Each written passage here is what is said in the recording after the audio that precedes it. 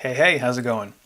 Avengers Endgame is in theaters now, and since the heroes from the movie have been popular for decades, it might be fun to play the Game Boy games they're in and see if they're any good. It also might not be fun at all, but either way, let's get into it. I was able to find 6 Game Boy games featuring characters from the Avengers movies, but let me know in the comments if there are any that I overlooked. The games are Captain America and the Avengers, Iron Man and Exo Manowar in Heavy Metal, Spider-Man and the X-Men in Arcade's Revenge, The Amazing Spider-Man, The Amazing Spider-Man 2, and The Amazing Spider-Man 2 Invasion of the Spider Slayers. Before we start, I only played each game for a few minutes to just get a feel for them, so consider these opinions more first impressions than fleshed out reviews. Let's start with Captain America and the Avengers. In this game, you can play as 3 Avengers, Captain America, Iron Man, and Hawkeye. It's a side-scrolling beat-em-up game that has its fun moments, like throwing your shield as Captain America, or the time I managed to throw somebody on accident just kind of button mashing. Beyond that though, the gameplay feels a little clunky and it's not very easy to land an attack on enemies. Overall, it's probably not worth your time. Next is Iron Man and Exo Manowar in Heavy Metal. This game plays slowly, which means you're going to move slowly, which isn't great for a game that's based on action like this one is supposed to be. Like in Captain America, attacking isn't easy. What makes things worse is that it feels like all the enemies are faster than you are, which makes for a pretty frustrating experience.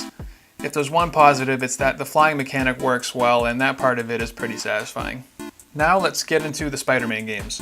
First is Spider-Man and the X-Men in Arcade's Revenge. The graphics are definitely better than the Iron Man game.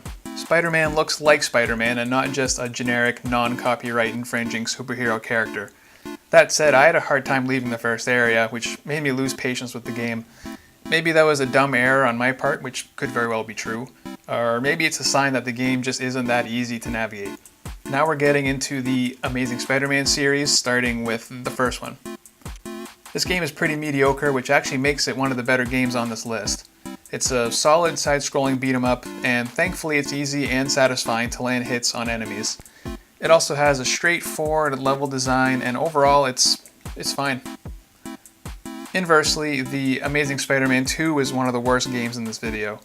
The movement is very slow, and the web-slinging mechanic doesn't work well. That's a bummer because that's supposed to be the most fun part of a Spider-Man game. And if that's not an enjoyable experience, it's enough to throw a wet blanket over the whole game. Lastly, there's Invasion of the Spider Slayers, which is probably the best game on this list. Moving around feels easy and natural, and the speed of everything makes it feel like it's a modern game.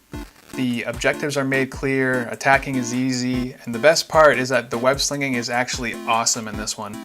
It's easy to string multiple slings together, and moving around that way is really satisfying.